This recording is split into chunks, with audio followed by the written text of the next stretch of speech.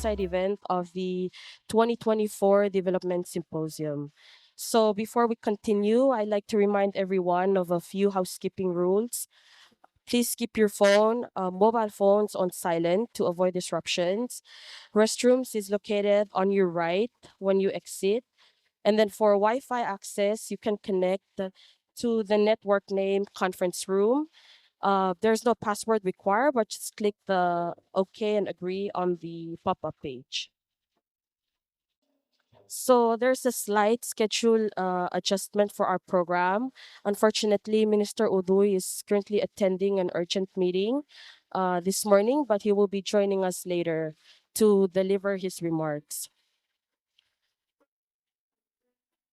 So to start off this morning, I would like to call upon Director Eden Uel from the Palau Energy and Water Administration, PIWA, to give us the keynote address.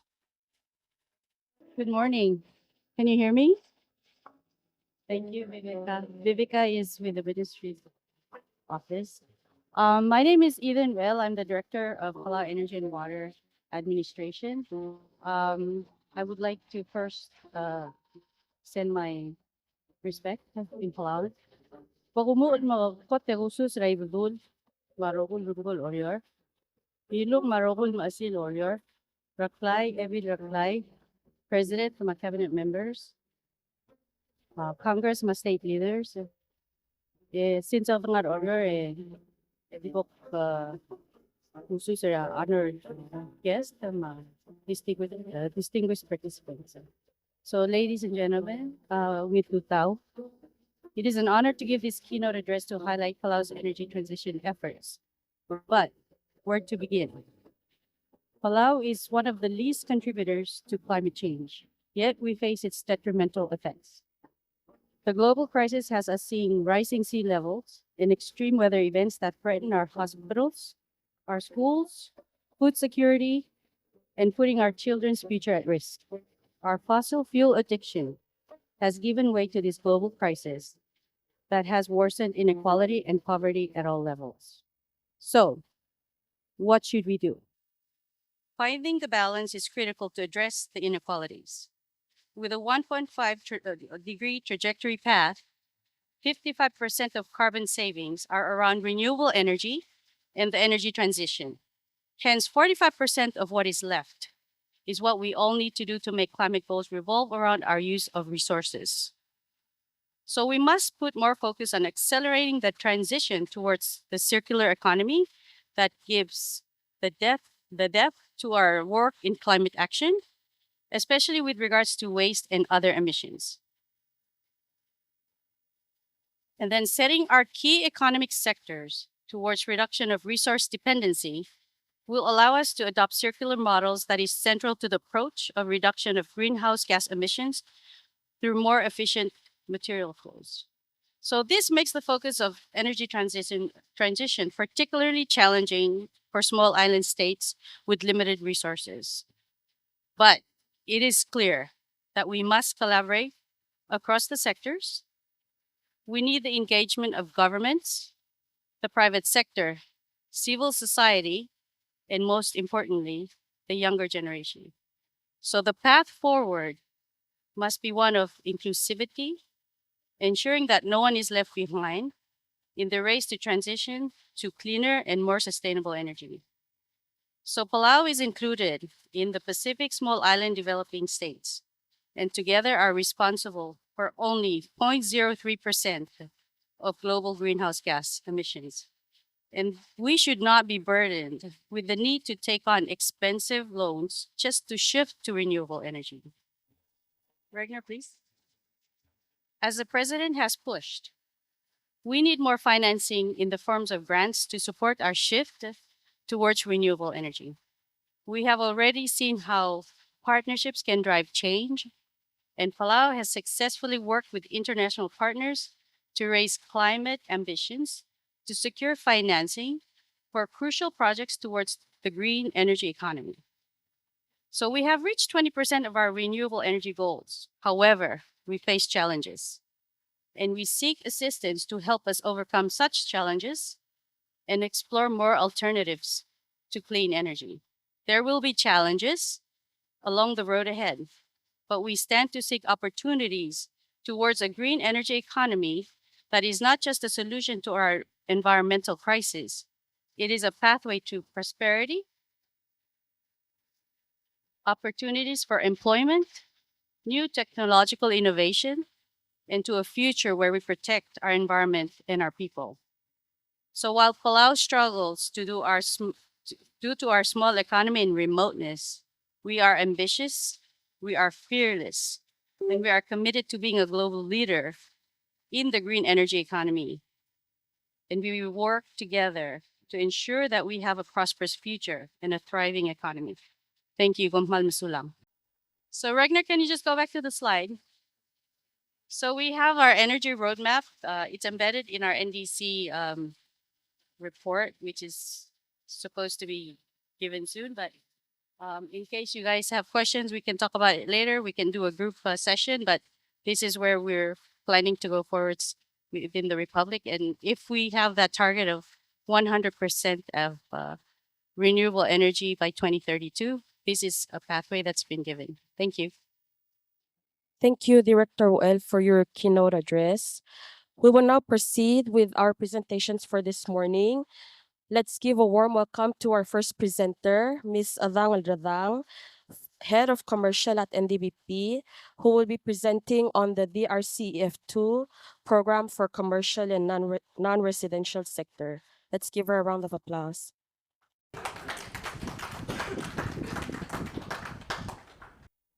Malungil tutaw, kasusam na matuong, magdakpok pumelek, endik pay maolngit, makmo malukot ko ranga para their presentation na ranga. So the focus of this presentation for this 2024 Development Symposium on Energy Transition is on the finance product and services for supporting renewable energy. Solar energy is the most abundant in all energy resources. They not only reduce your electricity bill, but are cost effective and better for the environment. With the continued diplomatic ties with Japan, a program has been established with the bank to help support renewable energy. This program is called the This program is called the Disaster Resilient Clean Energy Financing Solar Energy System. So for the bank, we call it DRCEF. This program aims to recognize and implement the importance of fostering development that is resilient to both climate change and natural disaster.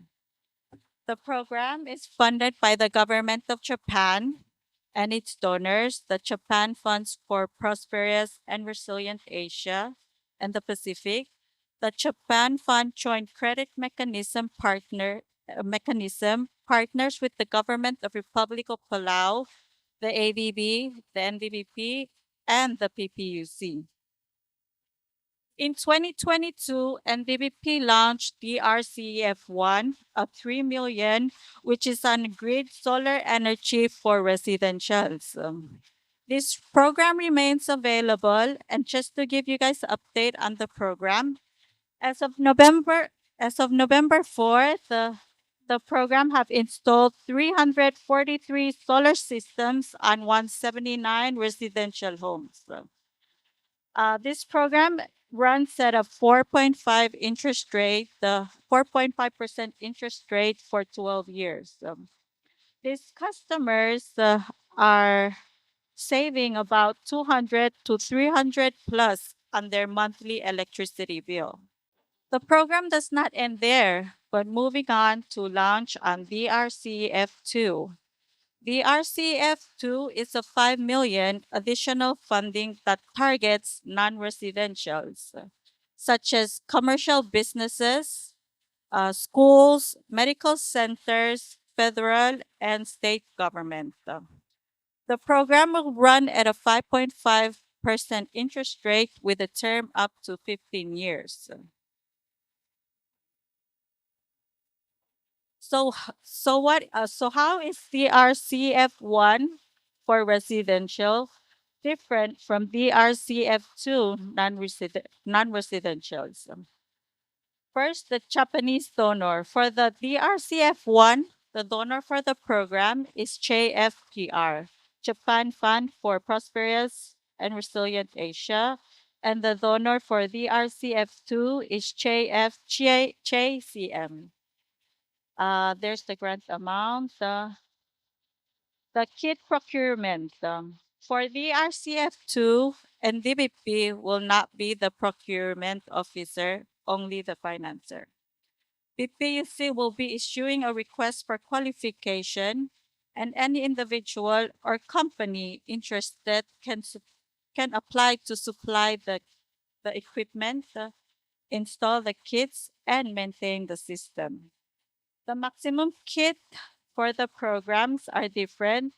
For the residential, it's 2 kit per residential, and for the RCF2 non-residential, unlimited.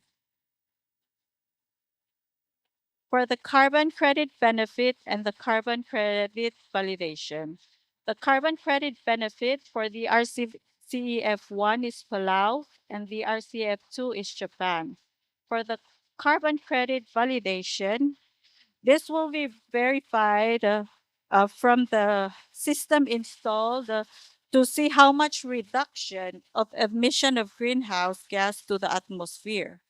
This is necessary to ensure we meet our global climate goals. The carbon credits will be evaluated 12 months after the installation and then 5 years. It looks like I missed 1K differences for the RCF1 and 2 on my slide, and that is the BESS. BESS is a battery energy storage system. The battery storage energy system is only for the RCF2, and that is the storage for electrical grids. And the purpose is used to stabilize the grids so the grids can transition to standby or full power under seconds to deal with interruptions of transmission lines. So this BESS will not store energy during the day and then you consume it at night. So where are we with the DRCF2? The signing of the program was done early this year. So as soon as PPUC issue an RFQ, NDPP will launch. Pumansu lang.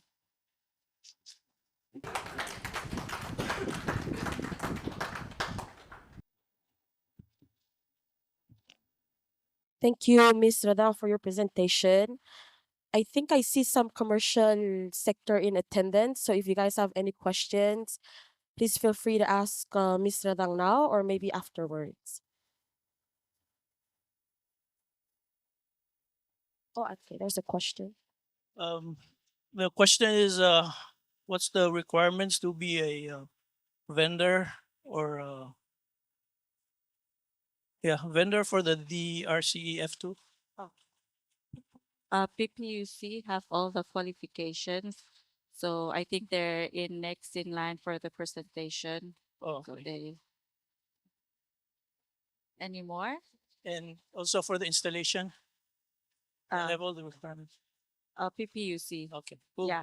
So PPUC, unlike the RCF1, NDBP was the procurement officer. For this project, the PPUC would have all the qualifications for installation, the kit, and probably the maintenance. Thank you, Ms. Radang and CO Proctor. Up next, we have a presentation on understanding the cost of installation and maintenance of solar energy given by Mr. Larry Rulur, the supervisor of Palau Solar. Let's give him a round of applause.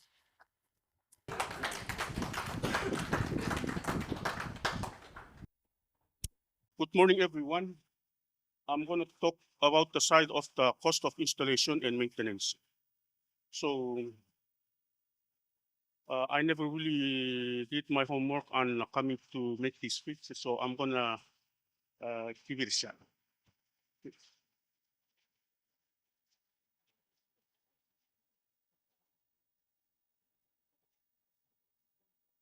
Okay, so this this is a house that we're installing, and the basic cost of installation for a single kit goes to about $2,000. And the single kit contains five panels and the one 2.2 kilowatt inverter. The, the two contains 10 panels that you are looking over there, and the one 4. So so far, when we started up until now, we have installed 347 kits, and that's for a total of 181 homes.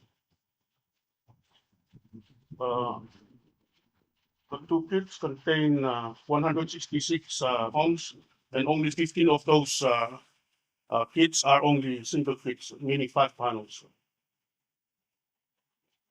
We have a lot of single-story buildings, and we also do two-story buildings. We did 11 flat roofs and 170 regular roofs. So if you look over at the status, we've got a little bit of a story of what we're doing right now. We've got the one quote pending, flat roof approved. To commission, we have two, and we're still waiting for PPUC. And a guarantor, those are the customers that I think needs a guarantor in order to apply for the loan. And to install, we have five residents that are waiting to be installed. The clients that have issues are those clients that when we do a survey at their house, they need to do something before we install. For example, when we do a survey to a resident, we look around the house, see if any trees are overgrown, uh, that might cover the roof or cause shading, the condition of the roof, and then we give them advice on how to, not how to do those issues before we install. Because once we install a system, it can be left there for about 20 years. Surveying, we have six clients pending a survey, and those that we get the pre-approval from the NDBP, and then we go out and survey. Awaiting approval, we also have six that are waiting approval. Those that need to be signed, and then we can install. Okay, and those that are pending renovations. When they say they're pending renovations, they usually want to change their roofs, or either they want to build a carport or another structure close to the house that we can install the system and connect it to the house. That falls under the renovations. Any questions?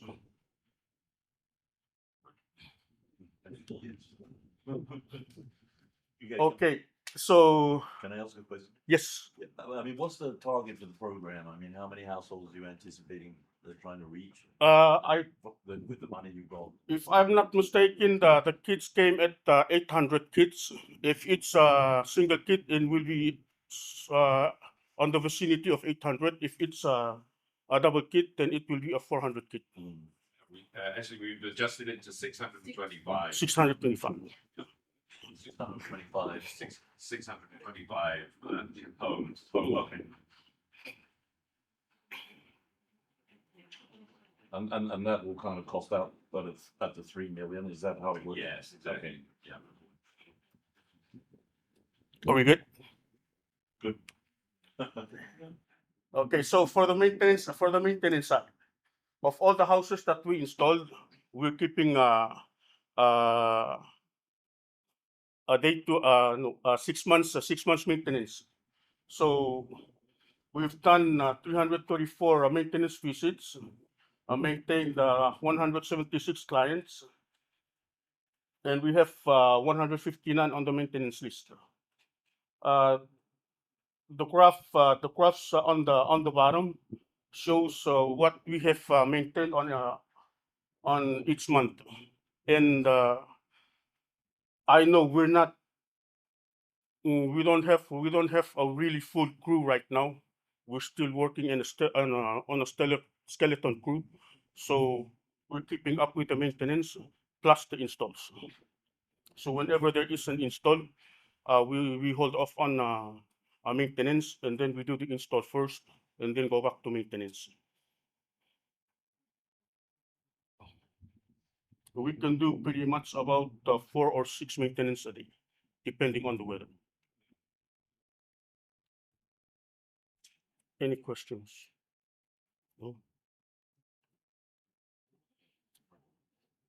This this is an advertisement of how the guys install a system with the client's comments.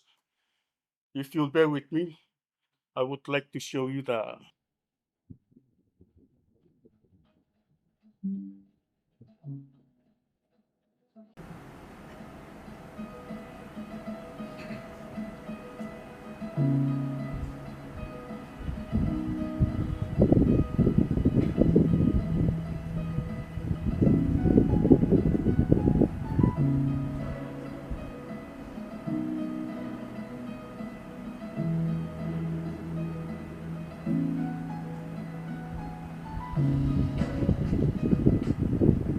My electricity bill has been it doubled.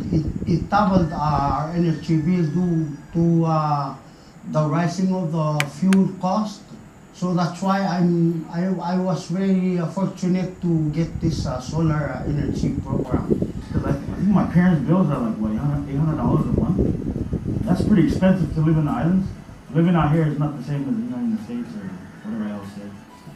It was pretty easy. It took them like maybe about 5 hours to do to the rain, but probably a little bit faster. So it's pretty simple. So we're basically surprised when they contacted us that you're ready to start. So we're like, oh really that fast? We're not even ready yet. We're not making use of the solar energy.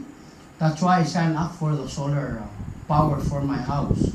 And I also was recommended by other people that they already have solar panels, and it's really helping the electricity cost for their houses.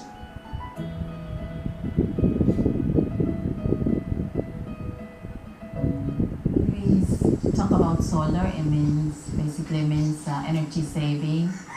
So basically we save money if we have solar. And we've had 2 bills, for one in August and September. So in August, it was only $29. Now in this last month, September, it's only 29 cents. Yeah, it's really helped us a lot.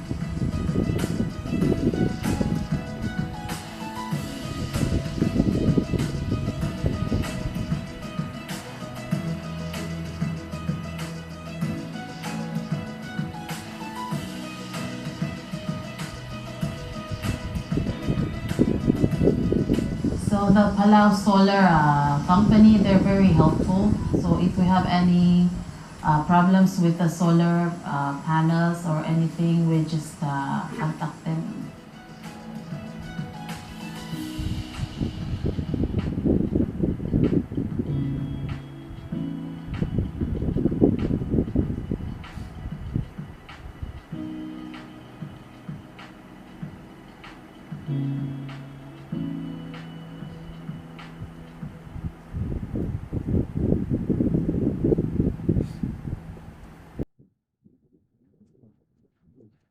The last part you heard, when you have a problem with your solar, if you're a Palau Solar client, supposed to be charged, but I do it without charging.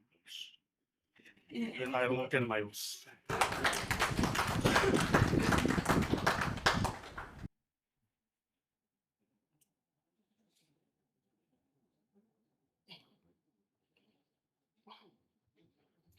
Okay, so we have a mother company named Utilitrends. It's a UK company, and it deals with more bigger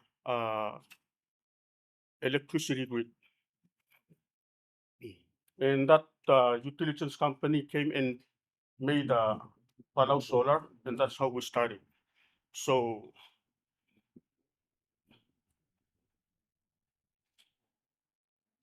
we've been working with PPUC, especially with RED. So Sherwin, and Aris, we've been communicating and through our installs and giving back and forth to make our installs like almost like a standard. So we have come to an agreement that not an agreement just between us, where they give us advice on how we should do certain kind of things to meet the PPUC's standards. So right now, all of our installs are meeting your PPUC standards. On the future development, okay, we're still open for uh, solars. So right now we're installing residential, and if the CRF two becomes a reality, then we might have a shot at installing commercial. And I'm a little bit excited on that one. It's kind of big. So we're striving to install a solar, and then try to let everybody know that it's something that's good for the environment and good for everybody. Uh, just to come and a simple thought of it is that it basically brings your utility bill down, and it doesn't require anything from you. All you need to do is buy it, I install it, you enjoy it, I maintain it. Any questions? No?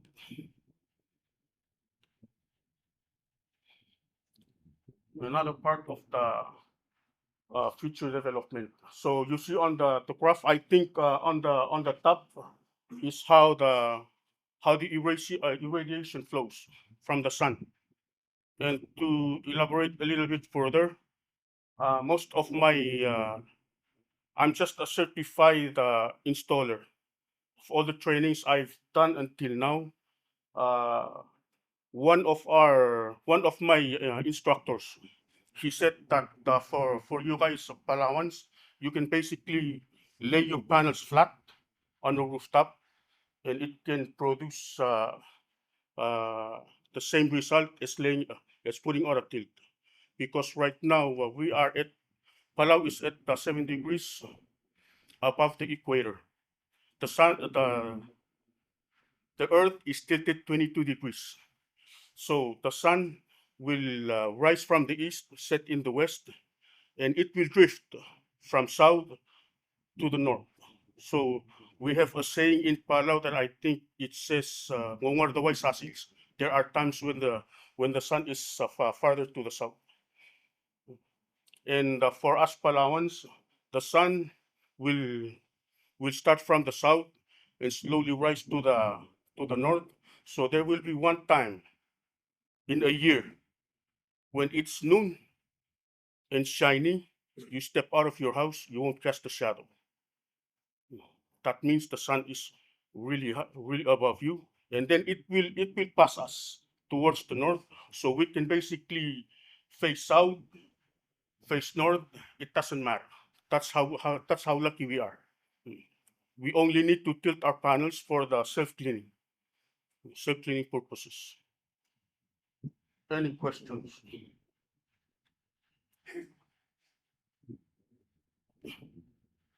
And don't take my word for it. I may be wrong.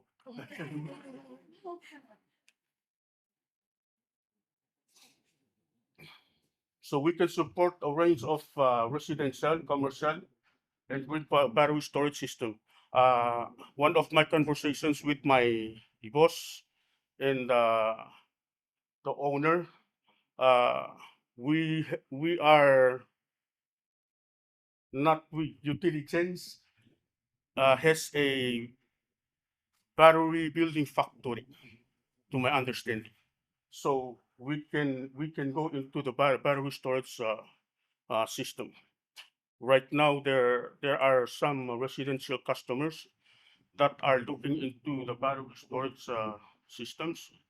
So we are trying to help them acquire those systems. Any questions about the battery? Not too much because I'm not really good at the battery system. Okay.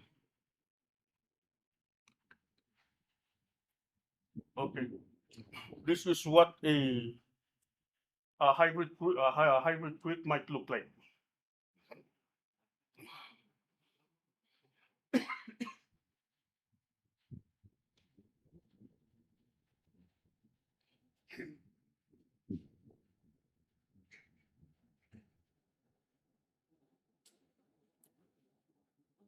Any questions about this one? What's PCS? PCS? I don't have a clue. I was going to say central server. Something like that. Okay, understood.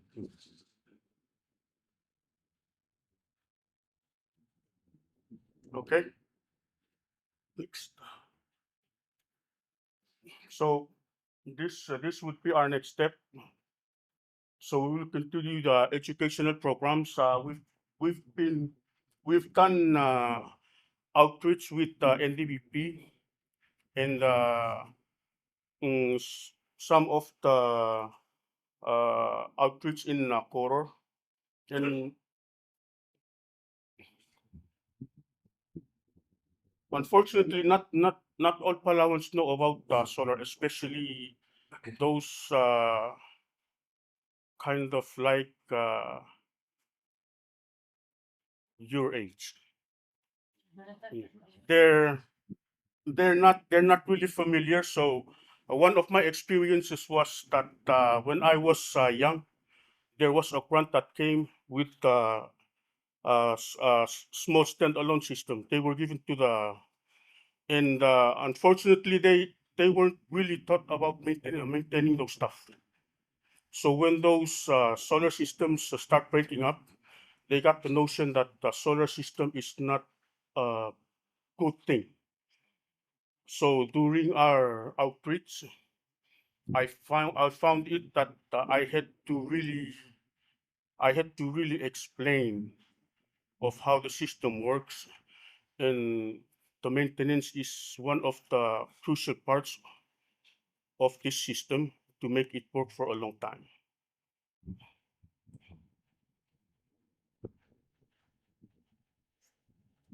Anything else? Good. And thank you.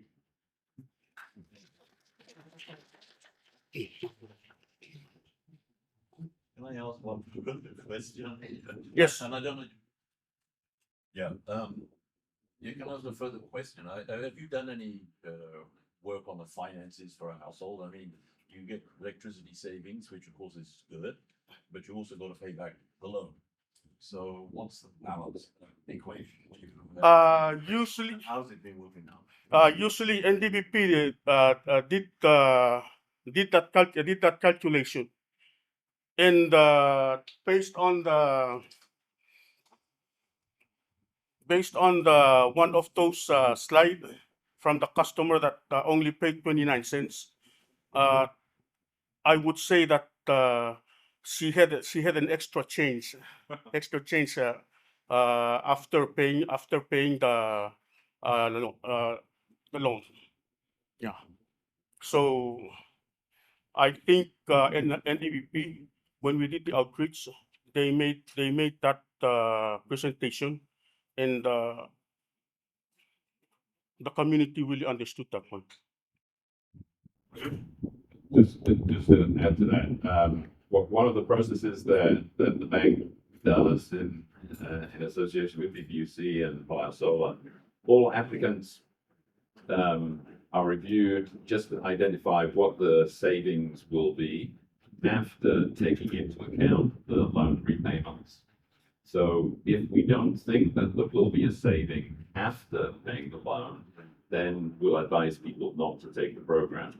But what we're finding is that the savings are so significant from the power installation that there's a real benefit even after making the loan repayment.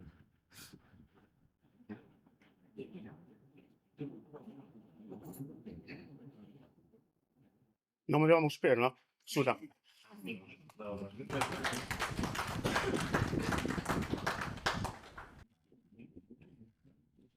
Thank you, Mr. Rulot, for your presentation. Our next presentation is on Powering Palau, Challenges and Opportunities in Renewable Energy, given to us by Mr. Clarence Quintalong Jr., Electrical Power Operations Manager of PPUC. Let's give him a round of applause.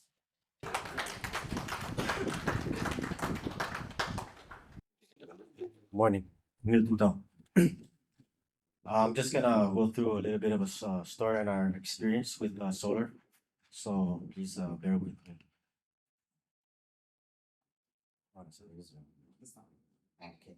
I'll just go a little bit over the background and then integration and then moving forward. So maybe many of you already know, but these are some of the targets set by our leaders is 20% by 2020, 45 and 100%. And then there's the rooftop PV that's also going on, and there's people that know more about that than me. And then one of the big ones for us is the solar farm, the IPP. Kind of some of our, it's a 13 megawatt system, 12 megawatt hour battery. And there was a large work that got us to that point, and now that we have it, it's been a continuous journey to that point. So just to give you a description, this is Palau. So most of the load is down in the core, 75 to 80%, and about 20% is Bubble Daub. So all of Bubble Daub is about the same load as the IRI. We have the two power plants, Imalik and Malakal, that are supplying the load, both power plants. Yeah, and then there's the new equipment with the solar farm, and there's a added bus stop junction switchgear that was important to allow the solar to come to the load, to a core. So just to put this in a little bit of a diagram in this way, this is the Palau main grid a little bit, because I'm going to be using this side single line diagram. But Imelig and Malakal, both the main base capacity of Palau's grid is 4 or 5 megawatt generators. And prior to the solar farm, 3 of them were running at all times, just to maintain the load and some spinning reserve. So one of the key things prior to the solar farm, just a note, is that Imelig in the past was the sole provider of all of Bubble Daub. And Bubble Daub, because of the compact road and the new roads, the power poles are following the old road. And so there's a lot of challenges with maintenance, and also there's a lot of faults in the north. So Bubble Daub is more prone to outages than Koror and IRI. So I'll explain why that's significant later. So just to go through the construction, the solar farm was installed, finished completion in June 2023 last year. And in addition to that, it was connected to the grid with these recloser switchgear,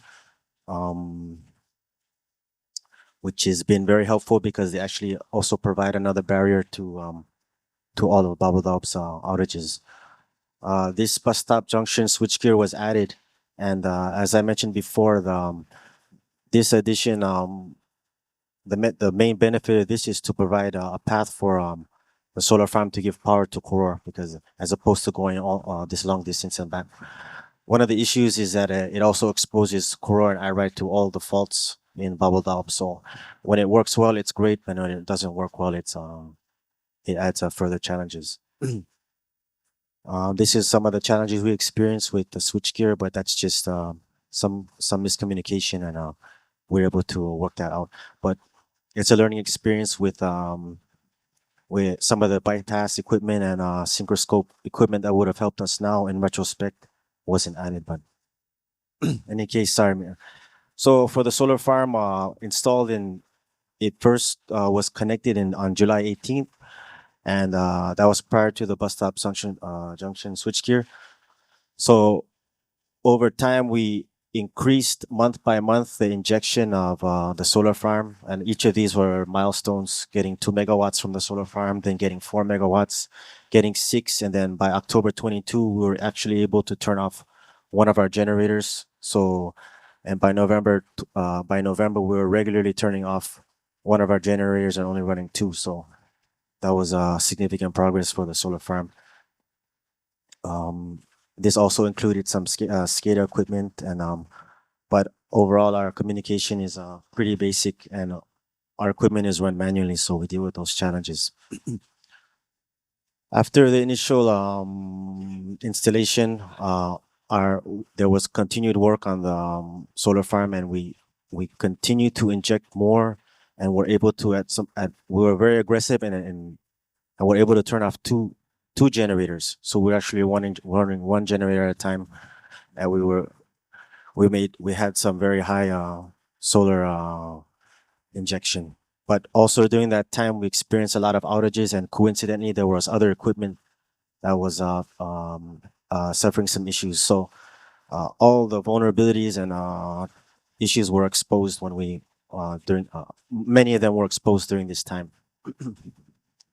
New switchgear required time to understand, and an inverter-based power also poses a challenge because our conventional grid is designed for generator-like power. This kind of gives an example, although it's just estimated revenue loss during the outage. It just kind of shows these are some of the issues this is the suffering we face on our side. So sometimes people don't believe it, but we don't want power outages to happen either. So, yeah. Wow. This is an example of some of the fuel savings with the help of the solar farm. During the months of February, March, April, around these 5 months here, we were able to do our 1 DG operation often. But after the recent outages, we had to be more careful. And during June, we had to we ran the grid we had to split the grid to be extra cautious, and that cost us a lot of negative fuel savings. And since then, it's been there's been some progress, but we've been operating a lot more safely, very cautiously. This shows this is basically the total solar power taken, estimated solar from this grid in megawatt hours per month. And so for each month, we're able to take only a limited percentage of the solar provided by the solar farm, and that during the most solar we took was during our aggressive months, and then since then it's been very cautious. So you see, we're curtailing upwards toward 50% or more at some times, and it's been an ongoing challenge. While this also shows the amount of solar that we're injecting into the grid. This is our average, and then also our maximums per the month. And you see during our aggressive months, we were taking close to 80 to 90% of our grid power was solar power. I wanted to do this diagram just to show to kind of help understand clear so the difference between getting energy and power. So our typical load is roughly in this way. So in the morning power is pretty low, and then it goes up toward the evening around 3 to 9 is our peak load. But for simplicity, I'll just put 10 megawatts block. So 20% of daily of your energy at 20% penetration would look like this. So whereas 20% of solar power can only be collected, as you know, during the daylight and only at certain times of the daylight hour. And at times when we had such high penetration, we would have all this power would be solar, and that's inverter based power, and then we'd have maybe one generator running at a time, and sometimes lower. So this kind of shows uh, that we started experiencing issues with inverter based power because inverters are our conventional grid is designed for generators or machines, and a spinning it's a spinning machine, and it's a synchronous machine is often called, but our whole grid is designed for diesel type machines, and our fuses, our cutout, our breakers are all watching for that behavior. So when we start injecting all this solar power, much of our equipment at times will are in the danger of not working. And at the same time, solar solar can drop really fast, whereas a spinning generator, it has its inertia, so it continues spinning for a while, and it doesn't just something that just drops suddenly. Like it's not something that our system is well prepared for. So it takes it causes some issues.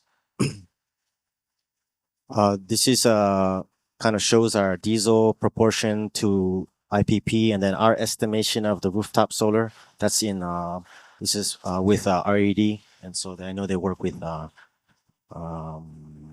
Solar and other installation companies. Oh,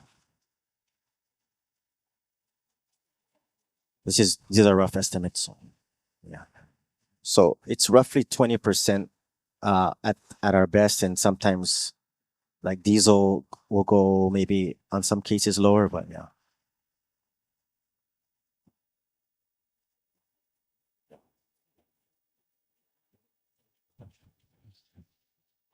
You can, yeah. So going forward, we have many of these challenges, and with our solar is limited. We're curtailing high curtailment, and then we have issues with our protection system without the fault current from uh, synchronous machines. So there are efforts going on to work on a protection study and also a battery energy storage system. Um, we're working on I would say there's efforts going on, but assistance is always welcomed. And one of the new considerations is also a synchronous condenser. So if anyone can work on one of those, that'd be appreciated. We have other issues and challenges with our SCADA, our communication. It's quite. We have limitations in our communication, radio signals. Sometimes it breaks. There's delays, and then these are the other challenges that we're working on. This new JICA upgrade with the power line will help us. This goes to the Spalan, the SR and I right here. This will help us with it. It will help us to deal with any issues that happen along this line, since at this time we're vulnerable to any uh, any trips or faults that hit this line. Will take out the solar and potentially also take out much of the grid power. So just in conclusion, renewable energy is really I'm a big fan. I'm a big supporter of renewable energy, but it also adds more complications. So that just takes some understanding to that we need to. It takes some. It's not a simple addition, so we need assistance to, and we're working on building our side. And any issues that we have, we can maybe sometimes get away with running diesel generators because it's a very reliable source.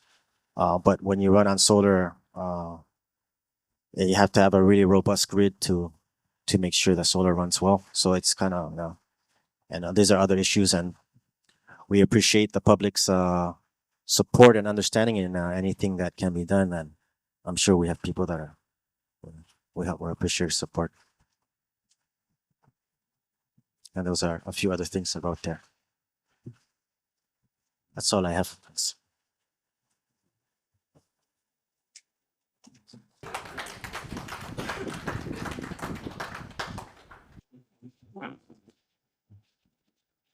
Thank you, Mr. Gitalong, for your presentation.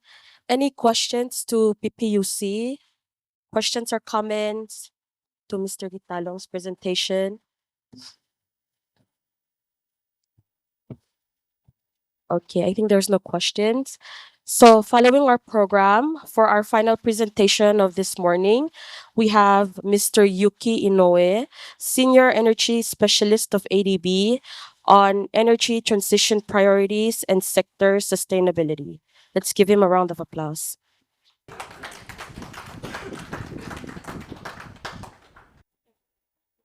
Good morning. Good morning. Okay, this is on. Thank you for well, actually, I was given the opportunity to present this today, and so thank you for the opportunity. I'm Yuki Inoue. You can call me Yuki from ADB. I have worked with some of you today already. Today, so I'll what Clarence noted on some of the challenges and how the renewable energy intake for the grid can also cause some challenges. That's some of the technical issues. And from my point of view, I'll be discussing just very quickly. I won't take very long, so we can go straight on to the break and networking. But just touch on how that type of sustainability issues also need to be considered in with the energy transition ambition and the challenges. So just very quickly, ADB is present in most of or all of the Pacific island countries.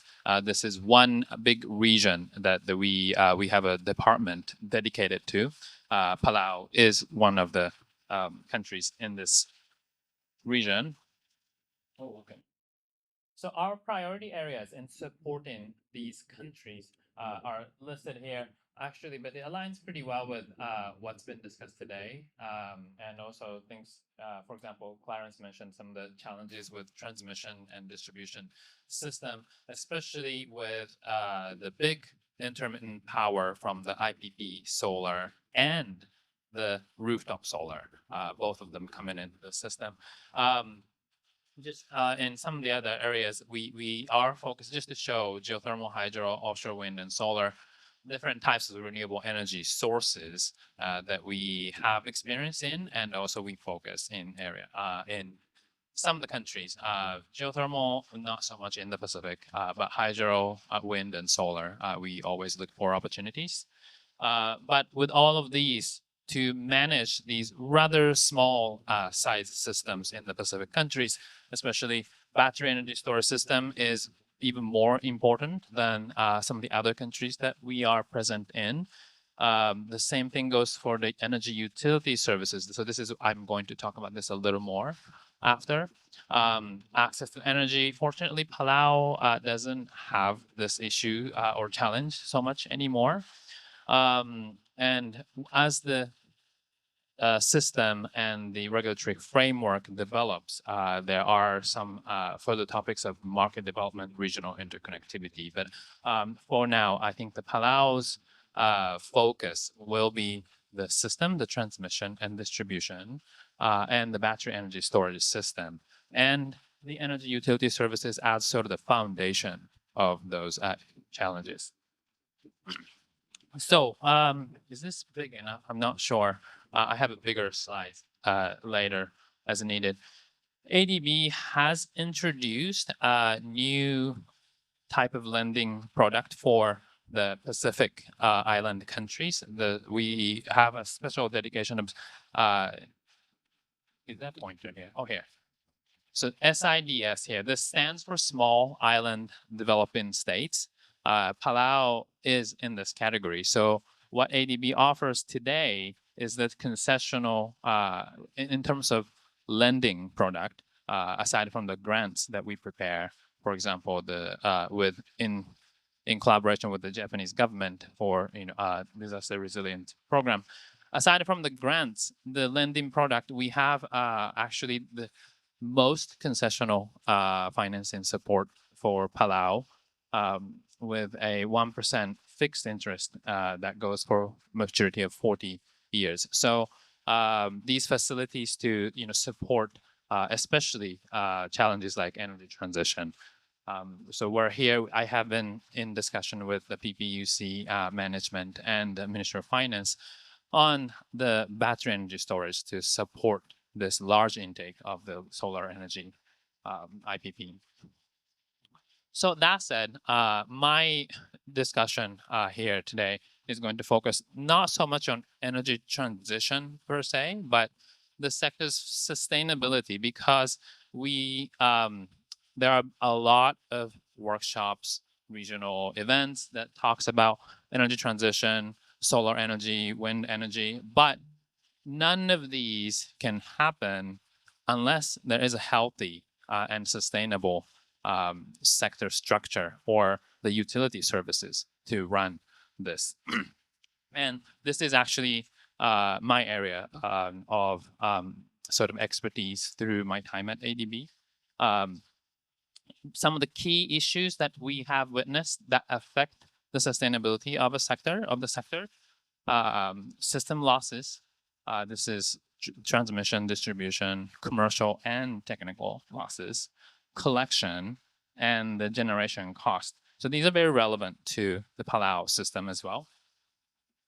But to sort of counter or support the issues of these losses and collection and the cost, there needs to be a sound mechanism for tariffs and where needed subsidies, and to as a sort of founding basis of the regulatory structure governed by the regulator and the policies, and ultimately the resource availability also comes into play. And I just have this very small diagram here that this is an issue that I keep encountering in many countries.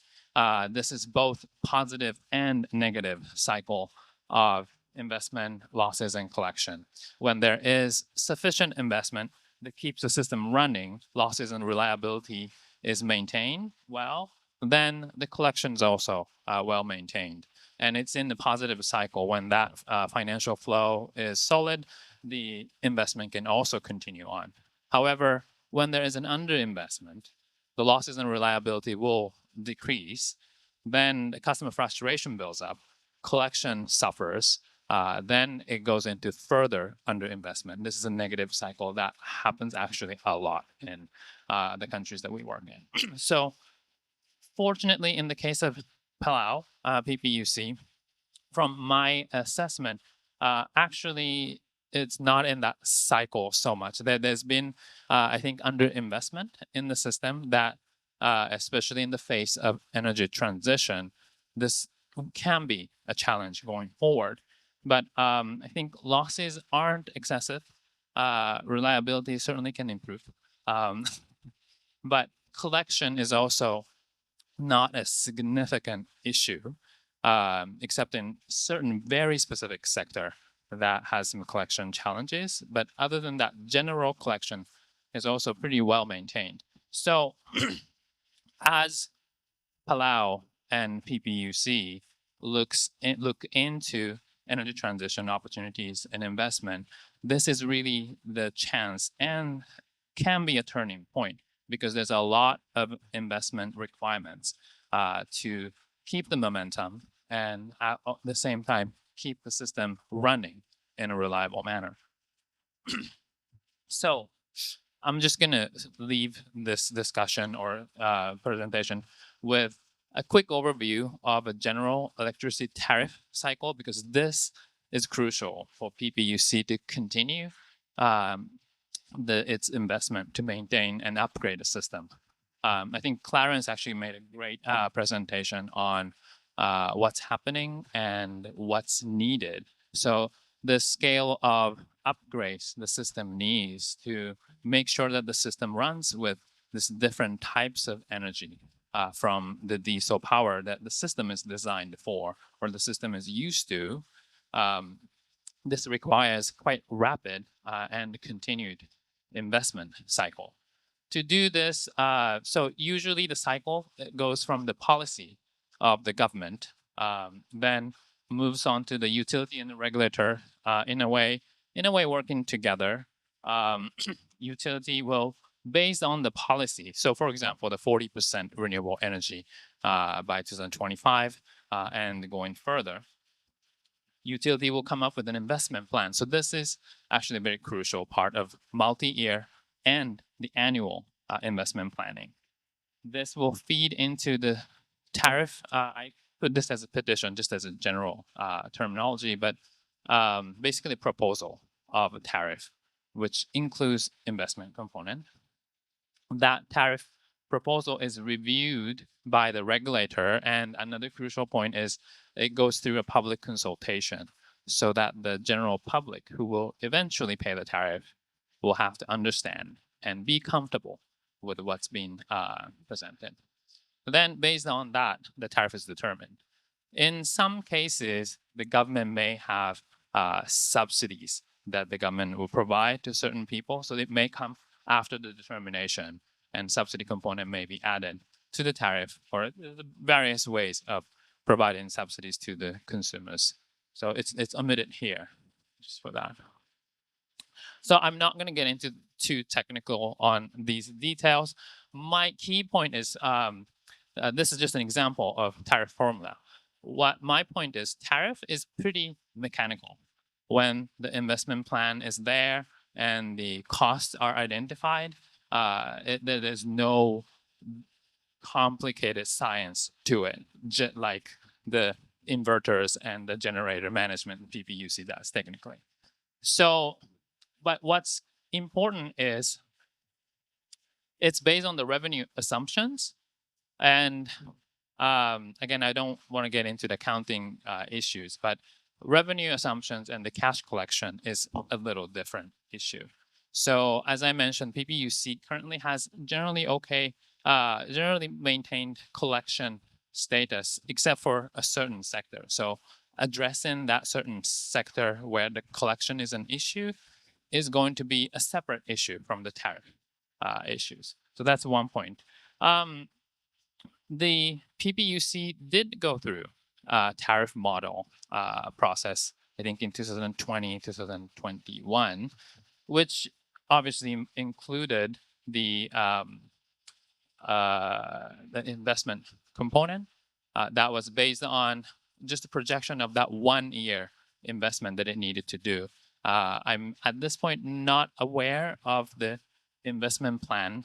That was multi-year sort of, and looking into the full integration of solar IPP, etc. So this is a start, but it needs somewhat more periodical and the regular process of investment planning that feeds into the tariff determination process. And last part is the regulator's review is what puts the stamp on how sound the planning and the tariff structure is. So that is a very crucial part, and the transparency of that information is also a very crucial part for the public to be comfortable with this. So these are areas that we're looking to work with the Palau regulator, the government, and PPUC here. And I'm not really talking about solar, wind, etc. However, this fundamental points in electricity sector is really the foundation of what drives energy transition. So that's what I wanted to share today, and it's something that ADB is looking forward to working with PPUC and the regulator. Thank you.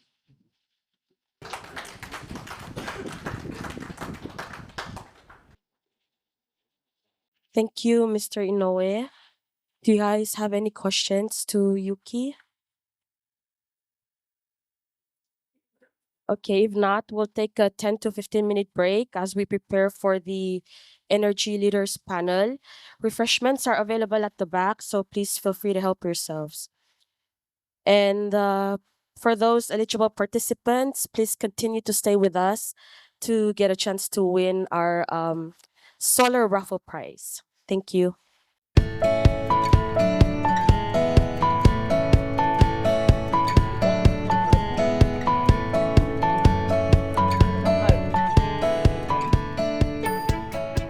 So we now come to a key highlight of our forum, which is the Energy Leaders Panel. The panel discussion will bring key leaders and top experts to explore the critical issues, innovative solutions, and actionable strategies of Palau's energy transition. I am pleased to introduce our distinguished panelists. So first we have Mr. David Proctor, CEO of NDBP. Next is Mr. Frank Yota, CEO of PPUC. Joining them is Mr. Greg Taarong, President of Palau Solar, and Mr. Yuki Inoue, Senior Energy Specialist from ADB. The discussions will be guided by Mr. Rambes Kasole, who will serve as our moderator. So without further ado, I will now yield the floor to Mr. Kasole to begin the panel discussion. Thank you. Ngil tutal mo rarbek la adorogui. Kmal merenga suliul mo se beedel mot makartial ngia a side event ra Palau Development Symposium. Tial energy transition, critical energy leaders. Thank you all. Thank you, gentlemen, for taking part in this energy transition forum. I want to go straight into the discussion this morning.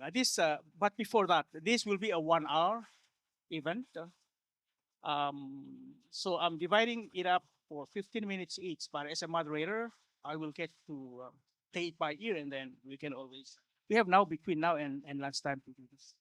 So thank you.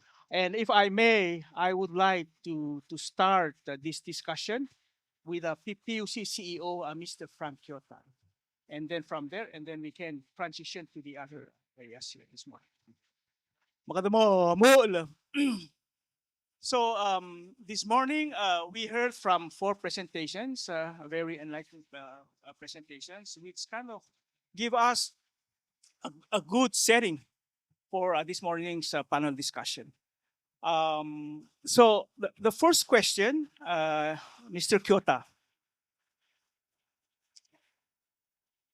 is what are the most significant opportunities and challenges in advancing Palau's energy transition over the next 5 years?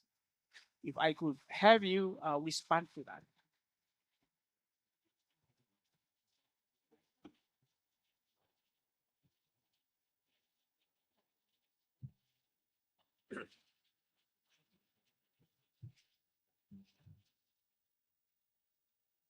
Testing. Will Triptau. Good morning to everyone, and thank you, Campesol. For us, our opportunity has been made possible through the renewable energy targets. In the beginning, was 20% by 2020.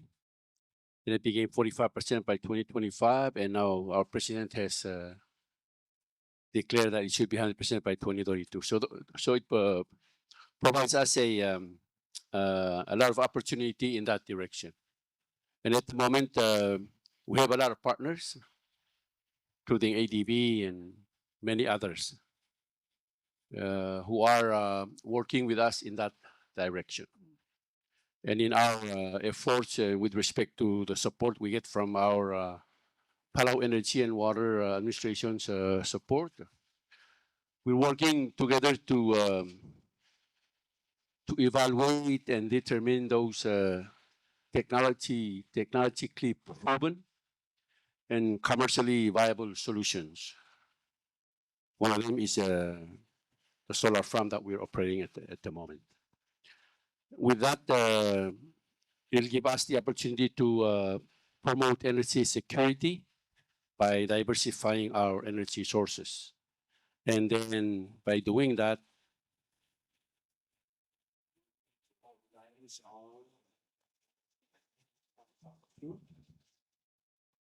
and at the same time, our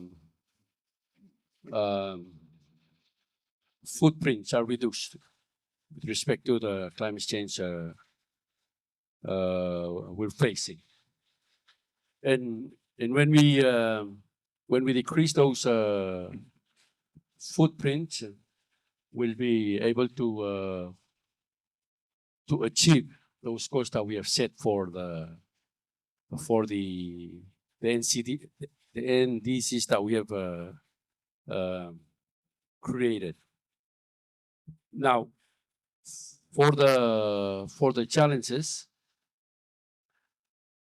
as Clarence presented this morning, our grid wasn't sanctioned for this energy diversity, so we're slowly transitioning toward that diversity, and as we transition, we're facing a lot of sort of obstacles to achieve that diversified energy source for PPUC. At the same time, we're finding that our skill set needs to be improved as well. The training and education that comes with it. And of course, these things requires a continued investment, retraining and upskilling and all that. And so with respect to what we're being set back by the policies that's coming out of Congress, it also has to really sort of then the PPUC's effort to try to come up with those finances to continue the investment as we move forward is what Yuki has presented. And also at the same time, the public needs to be informed of what of where we're going, what we're doing, and what they need to do as stakeholders in this roadmap. And so our inability to reach those targets hasn't been just us, but those partners that we need to get on board, understand the goals and the challenges that we need to overcome to reach those targets. Thank you, Mr. Kunda. And I would just like to say that for the other panelists, that if you would like to comment on any statement made by the other panelists, you are welcome to do so, just to make this more lively. Thank you. The second question, Mr. Kyoto, is in terms of specific policies or regulations. What are the changes that are needed to advance Palau's energy? From off the bat, and I think we need to improve the net metering act. That's, I think it's RPPL 8-39. And also for the when I say improve the net metering act is for the others to be able to pay a certain fee to help the grid upgrade, because at the moment we're being used as a battery storage for those rooftop solar without batteries, and that creates instability to the grid, and so we need to work that out. One of the things we're doing with PIWA is to explore ways to make this net metering act more energy friendly, and those energy friendly appliances. So if you recall, those targets includes a 30% energy efficiency, yeah, and that goes to these air conditions, ice box, dryers, and heaters, and whatnot. So as a nation, we can actually achieve that goal when we work toward that those policies. Also, again, I go back to our biggest stakeholders, our lawmakers, to understand this roadmap and to play their role in helping us achieve those goals that we have set for us. Okay. Sulang, Mr. Kyoto, this will be my last question before we move to the next panelist. So you touched a little bit on it, but on the investment. But and then I want to pose these questions to you again. Like, what investments or upgrades do you consider most critical for Palau's energy needs? Well, there's grid stabilization, energy storage, and also system monitoring and control. At the moment, as we speak now, we're doing a Niigata control panel upgrade, but we need to improve our SCADA as well as the National Control Center. That will be like the nerve system where we can see everything and we can stop things from happening. And so those are the three, I would say, the three biggest punch list for PPUC moving forward. Kamsula, let me just throw these last questions to you before we move on to the next speaker. You mentioned that by 2032 we'll have 100%. I mean, that's the Palau's goal. As we are now, and as you look at the trend going forward, do you think we're on track? Well, the goal is ambitious. So it's good to set goals and see if we can hit it or not. Better than nothing. So I don't mind going forward with that goal. Okay. Sulang, I may come back to you, but we'll move on to our next.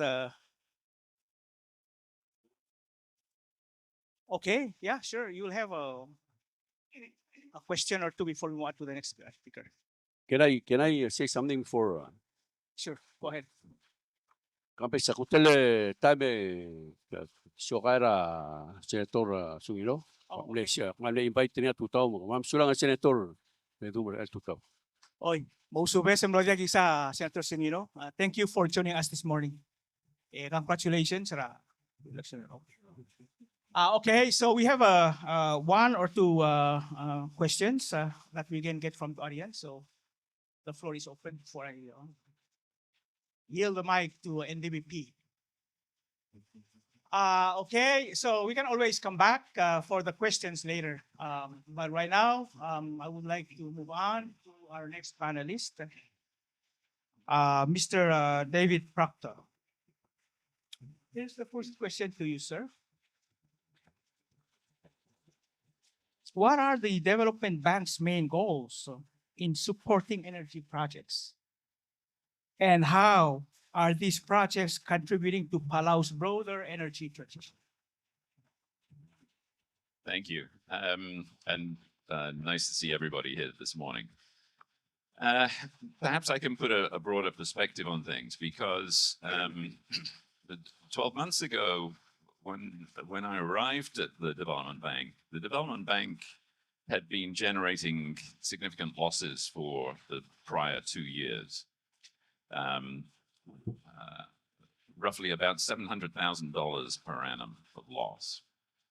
And we had about 19% of our total loans that were not performing. So one of the priorities was just to stabilize the ship through the heavy weather resulting from COVID. And so today, the team has done a fantastic job. We only have 20 people at the bank. The team has done a fantastic job. And today, for the year ending September, we reported a $1.3 million profit. We had non-performing loans that were down to 3%. And hopefully, you'll have noticed that we've also been able to reduce interest rates during this last 12 months, which is probably the first time in 20 years that the bank has been able to reduce those rates. So the first context is we had to stabilize the ship, and the ship is stabilized, and we're now ready to take the next step. And frankly, the next step is to really be clear about what is the role of a development bank. We've been spending a lot of time providing very standard loans for Palauans. What I mean by that is things like residential mortgages or loans for small and medium-sized businesses. And those are not typically the kind of loans or business that development banks do. And we're doing it because, unfortunately, some of the other big banks here are not lending as much into Palau as we would like to see. So one of our priorities is to encourage the other banks that should be doing this simple lending, which would then allow the development bank to be more proactive in its true role. Now, let me explain how I see it. A development bank has a particular role. There are three types of projects or initiatives or investments. One type of project is purely for social benefit. There's no profit from that project whatsoever. Those are the kind of projects that are always funded by government. The second type of project are the ones at the other extreme, the ones that are very profitable. Those are the ones that the private sector finances. And then there's the zone in the middle, the gray zone. These are projects that perhaps have some social benefit, but also potentially can generate some earnings for themselves. And it's that gray zone that development banks normally support. That's where I think at NDVP, we need to step up. We're providing a lot of mortgages, home equity loans, but my aim is to have the bank focus on these gray zone projects. And to come to your question about power, that's exactly the kind of project where NDVP needs to be more proactive. So I'm delighted to see that this program has been running for some time in terms of the DRCF program. And I'm delighted to see that hopefully we can launch the non-residential program soon. But we have to take it to the next step. And I think with Frank and the team, we'll let them guide us in terms of what is the technical requirements. And I've seen some very exciting ideas explored about ocean thermal technology, for example. So as the financiers, our job is to support the needs of the technical people. What is it that they need to invest in? Is it stabilizing of the system? Is it transmission lines? Is it alternative energy? Whatever is required, that's where the development bank needs to step in. So to answer your question, our priority is to begin to shift the wheel for the development bank, begin to step away from the day-to-day routine lending that we're doing and focus on more longer-term investment for the infrastructure needs for Palau. Okay. Thank you, Mr. Proctor. My second question would be, this morning we heard from Adangal's presentation, and she talked about what's that, the DCRF. So, in terms of those activities, I just want to get your thoughts on what other partnerships or collaborations is the development bank leveraging in to enhance the effectiveness and reach of its energy projects. So I think it's often easy for us to see all the difficulties that a small island developing state has. But I think we also need to recognize that because we're small, it should be a lot easier for us to communicate with each other and to coordinate with each other. And that's, as a still relatively new person in Palau, I've been very impressed with the level of communication. And probably the best way to describe it is when we switch a light on, given what we've heard this morning, if you think about the partnerships that have enabled that, it starts first of all from Japan with the donor funding from Japan. If we didn't have the donor funding from Japan, we wouldn't be able to offer these programs. That funding then routes through ADB because they're the intermediary that makes the loans to the Ministry of Finance. So the Ministry of Finance is again a partner for NDVP because MOF provides loans to NDVP.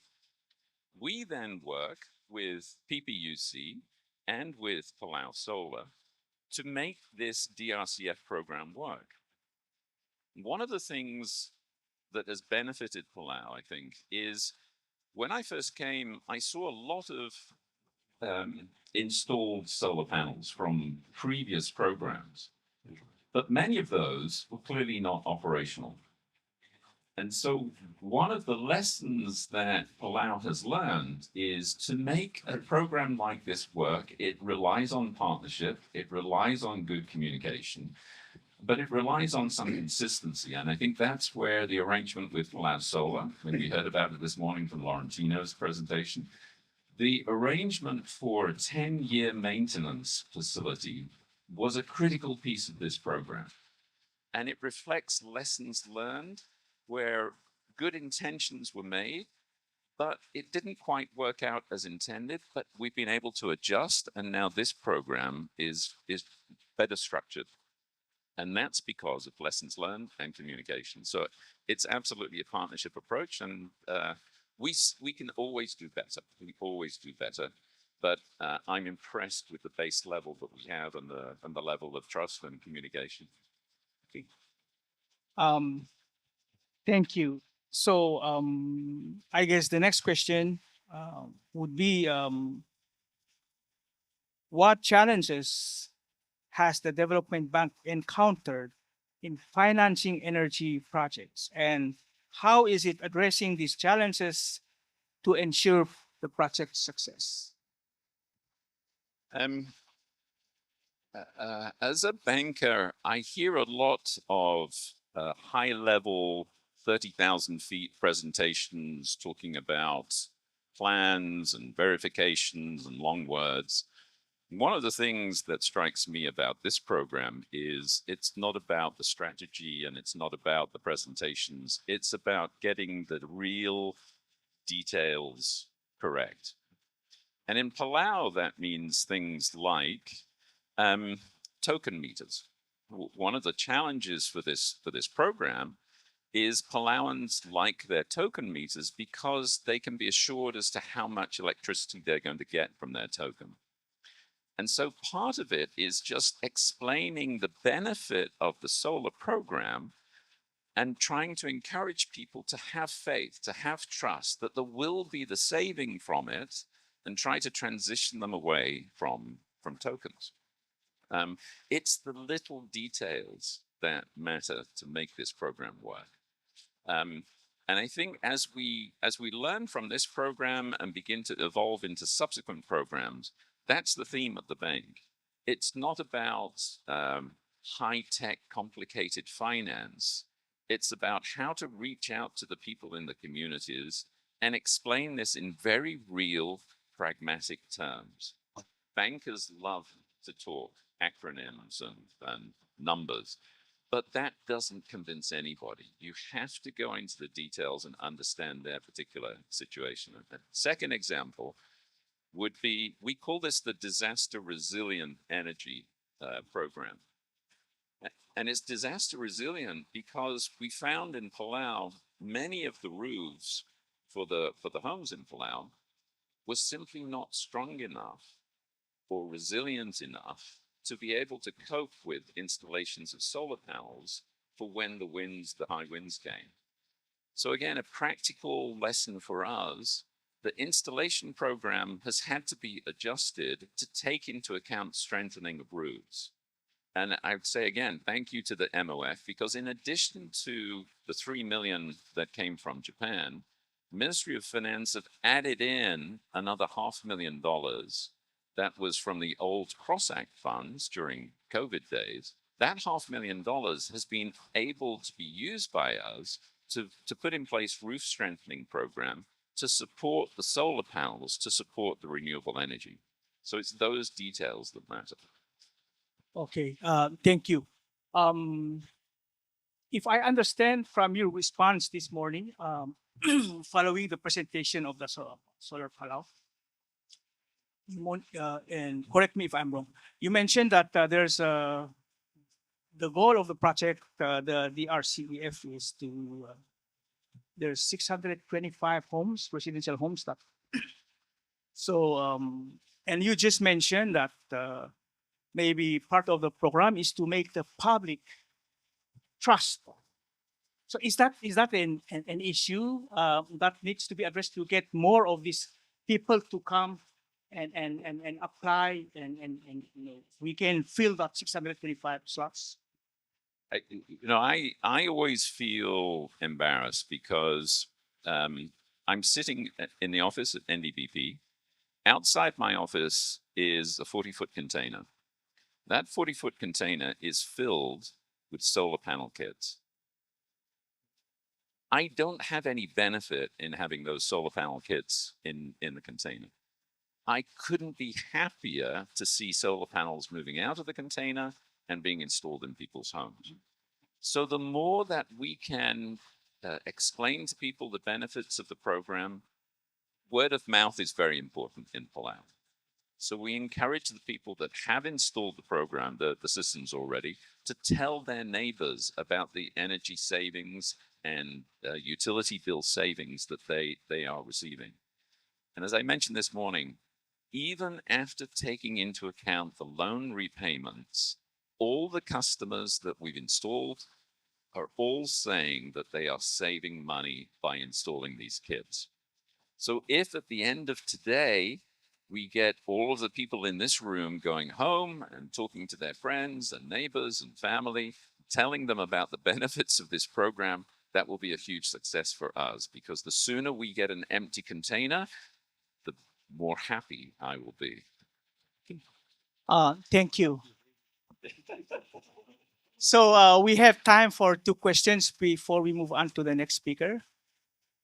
The floor is open. There's Ngawak has the mic, so just raise your hand. Okay, I think we're all good, and we're good with the time. Please. CEO Kyoto. For those what we call prepaid meter or tokens,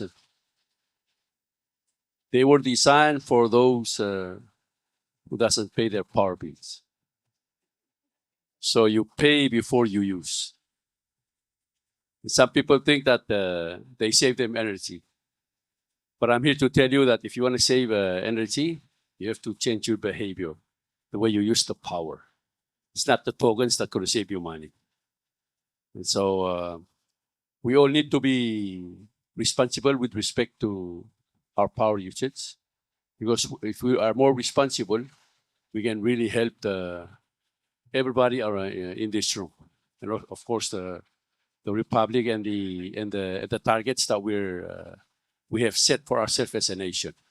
Sulang. Okay. Sulay, Mr. Kyoto. Oh, there's a question at the back.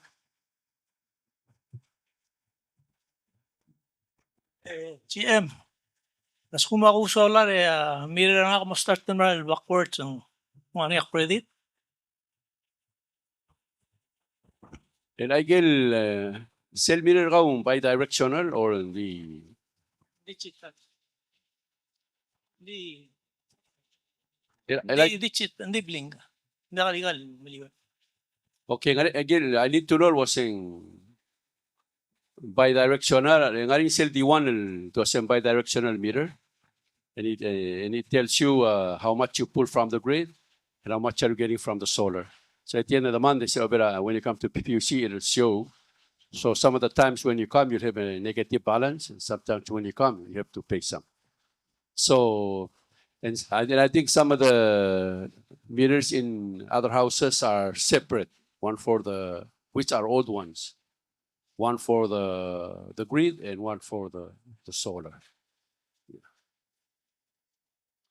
And so we're transitioning toward that more smart meter. So we'll know when you get your bill, you'll be able to see how much you pulled from the grid and how much you pulled from the solar, and therefore tela omaraw or tela will be credited to your account. Sulang. Okay, we have time for one more question. Oh, Mr. Ulong. Yan ang sulang eh. Nakalinga mo ra CEO ra PPUC. Ako te man meringa sudah la PPUC gineltal program ra urup tab energy. Aktong okert yang renga si kung minarungo kung wase tiang amral sab enungo sutrira ara adarabul adi ngarinya mo sab krang larungo kule deng cycle bebira orang sepuai em dorinya information kurang selwasing ay got rooftop energy waya lus ringia a PPUC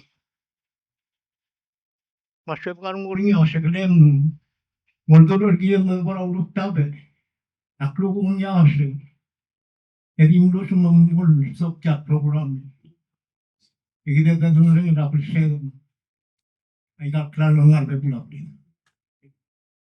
kumsulap Udire ka mapsura ngulken.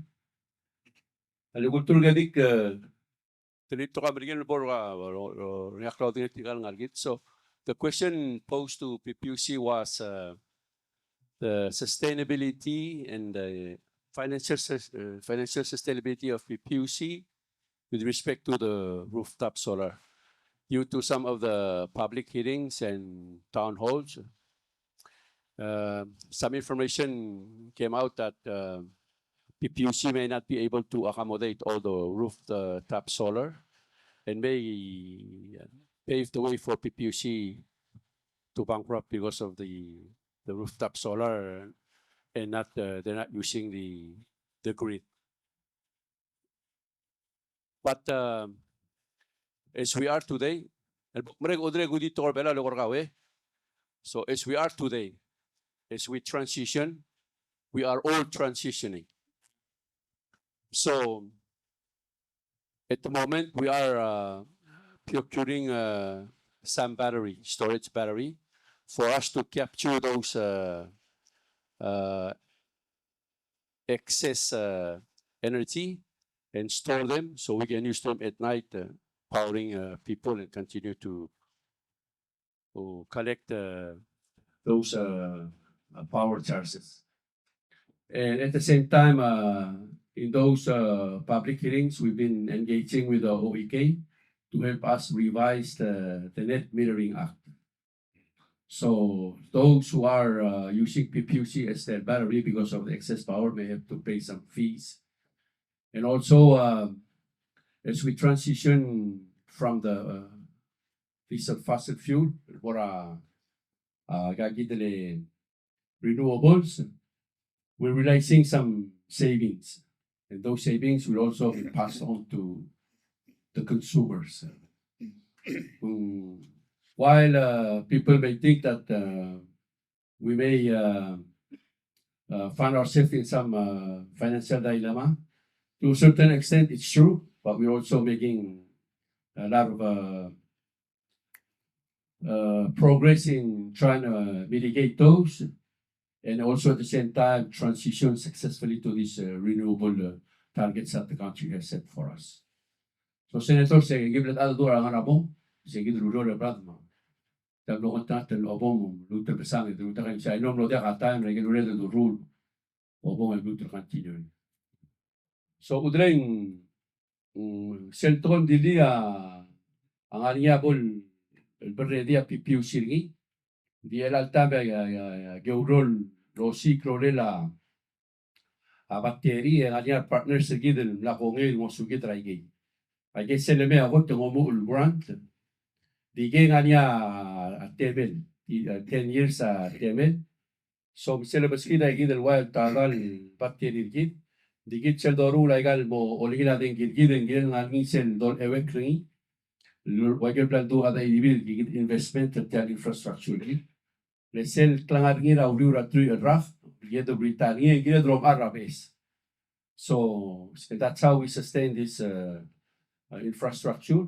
Continue Lomgarda dengi e o si suta no era gigi dia ara dengi aspetta do ngora se kodo lo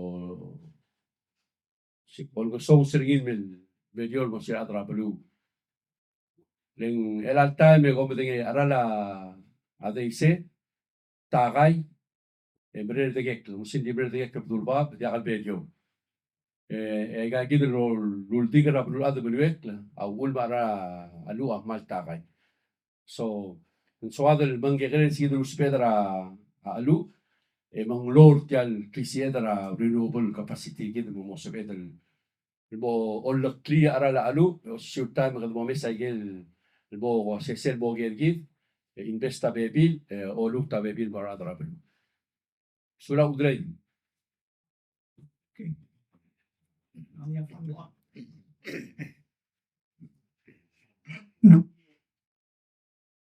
Di conosco. Ali? Oh. Ako te siyo akmari nga suleman. Akmur ka wawas. Yang mal program dia bol matale kong msisi lo lo. May say? Ngom sulang. Ang elul Sean Mulgore iya Mulgore skelon ngari at time. Kaya kung nasbe moderatori umila dolo ko tukol belar tiang. Kung mo plus caster tiang. Kung nasbe tayo dan atara alitu utel ngari ragal program rakabelmin. Kasi plus caster ni hotel siya ay bela di ko ni kat tukol dolo ko. Mau kay siya o singi ko tiang. Comment tiang ko the masao Obomul Mololia TV Malubeng Radio. Gambar ko to ang blue. Ang amitori tiran ada blue at yalutan. Nagumasa gelo udra. Ang client traud top solar. Manggagala raw gusto get kaman mo tanalong. Mucho besi. Ege ko radio singe. Ngero chokal mergornya wasi. Ang sukumano nang 4% senlani at time. Gira group top solar. Ito may marak. Yak matengel washing. Asum yak mistake engel. Malsado si. Anay praidanga. At ang maintainer ni. Yung angara rak. Mathara ano ni. Isang lang ay sa mamlong ko to blaya. Siya to ko to blaya. Mintek ko malkongan o gimarak. Ondan så var det själv karararora satruk emrak endimde elku imrak. Akkor ondan så teki det var det. Så det går så eden. Men går andra avang med teki bel blut mot kall. Loringi talu do mot teki bel morio. Ndiam bengea i men går det do det så. Sen kommer se att som jag mistake. Jag undrar så att oj moi sen nganga benefitna. Sen moa asolar mul be loliar be bla do la blin. Ngari abe de pitel ni molari aselegi tru memra. Di wa bla mo ko ru le ke tiara sel. E harar ni tru memra. Hindi aklangan ni ang angal di mara. Dak dengan wase. Akhirnya understand wase itanga. Adi ko mo program tentang amral mo improvement ni. Bigay kita kami tanga yung sudah Mr. Mulo. Mal important tayo kami tani. Kaya nga dire kami local wasin bonspet mal adu kung tinggal local audience. Polo to lig say kit and to boy. Kaman suray Mr. Muloong serbo tambre CPN el mamad adu tirgay kit at kita move on more sa next part of planet. Adi lungil basul. So we move on with our discussion. El kadmora Palau Solar mang suakal mo o gerti al hotel ger el mora Mr. Greg Tarong. So ngora suakal mo matangali tial organization tialurol moruringi Mr. Tarong. El what are your organization's top priorities and strategies for expanding solar access across residential and commercial sectors? And how do you plan to address these unique needs? of its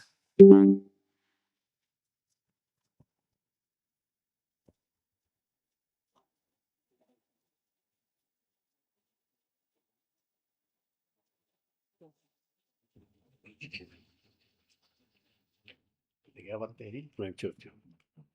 Tiga batteri, dua batteri PPUC. Tiga batteri PPUC ngaring.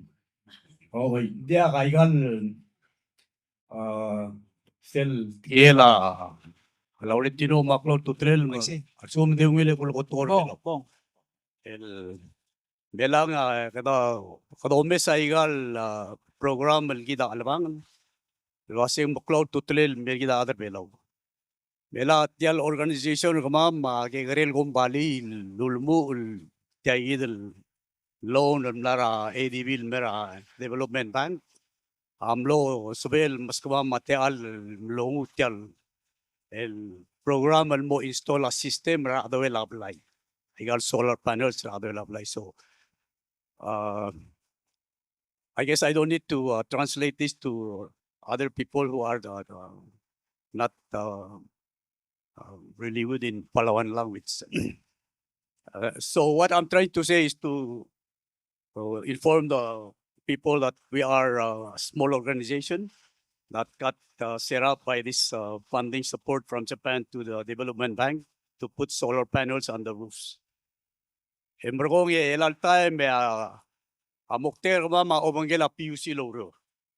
El inform adrablu mo understand the setial systems en murolia adwel apply.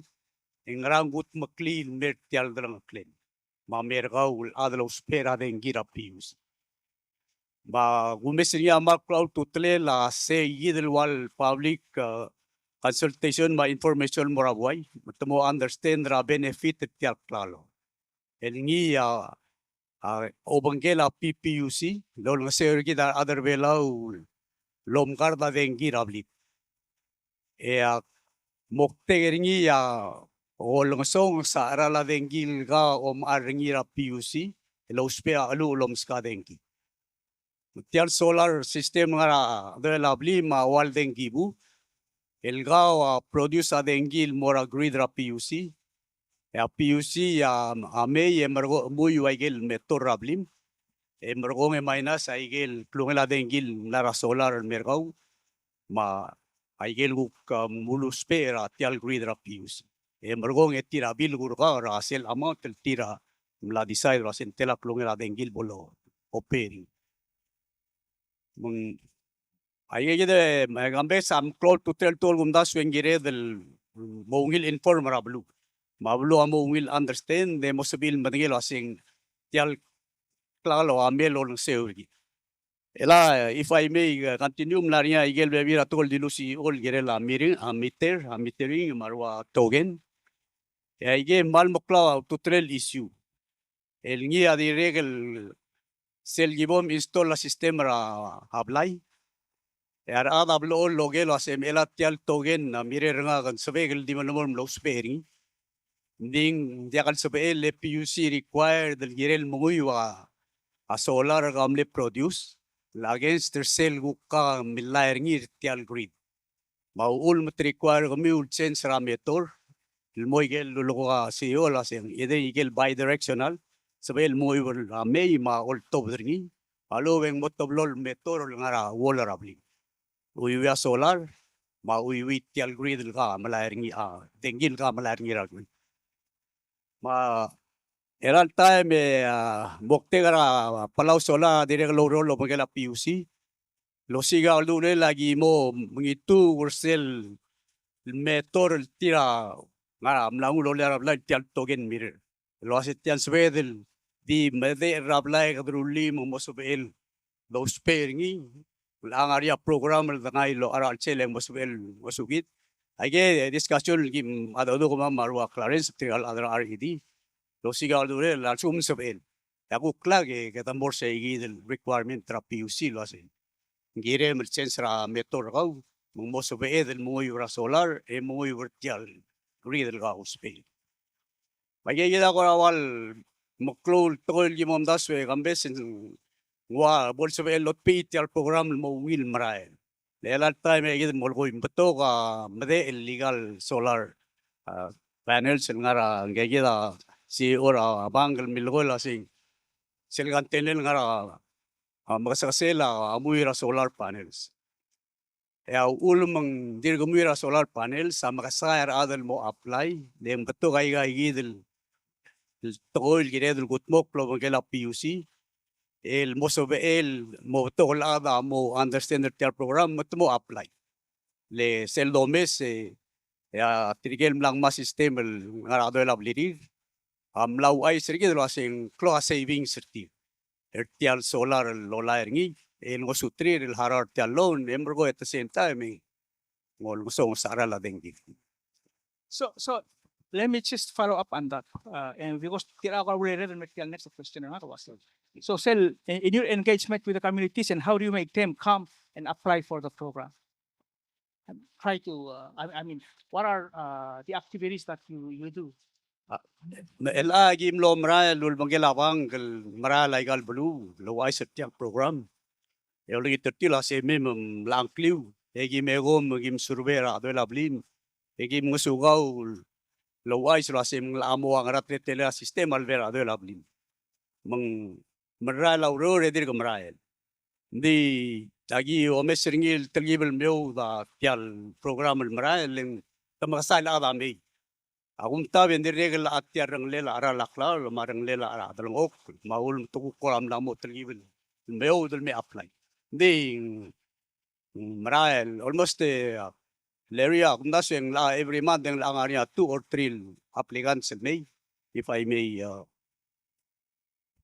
get the bag to agree with that or if not but we do have people coming in but in a slow pace. Because I think because of some other financial issues or whatever. Yeah.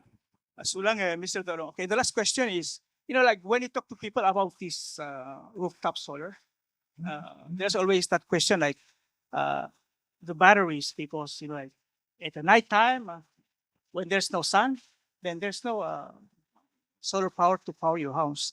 So so what strategies is your organization implementing to address energy storage solutions and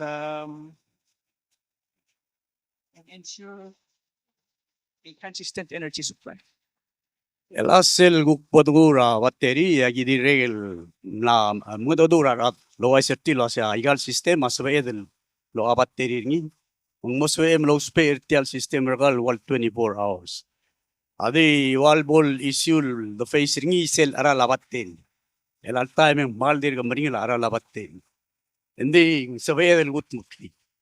Leng ngaria batteri available around the market swedel mongur el alta mengulme golra leri nge korablim itu tinding ngaria bebi raklakdal mo bangil ngaria inverter el mo bangil mesel charge controller el mo controller tial charge rabat teri gom jam overcharge malu discharge ngi mengaria igel bebi ra components el mo bangil directly maul teliul mo bring la ara landing swedel lo ang kamamre el alta ma dire lo lo ke la PUC malmol mal lo sigal du le te mosupil go ngem kad mo gut maklit yan ro. Okay. So Mr. Toro, so I'll move on and more sel next. Kiyo kay dito at time sel po American then open round more question and answer so we can do questions after the last present speaker the panelist. So right now, I want to move on to Mr. Yuki Inoue, Senior Energy Specialist, ADB. So here's the first question to you. How does your organization prioritize energy projects in Palau? And what criteria are most critical for securing support from your organization? Yes. Our financing support or our operations are always informed or governed by the government's own policies to begin with. So it's really based on the priorities that the government sets. that we follow. But it is across the board. Most countries are prioritizing energy transition. Palau is no exception. So we do focus our financing and support in that area. That said, the areas the CEO Frank noted earlier are certainly key areas that we also see from our assessment of the system that are the priorities: battery system, control system, and the grid upgrades to accommodate that.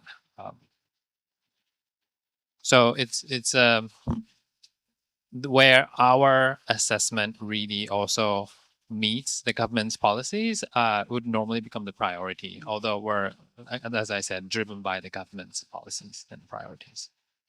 Okay. Thank you, Mr. Inoue.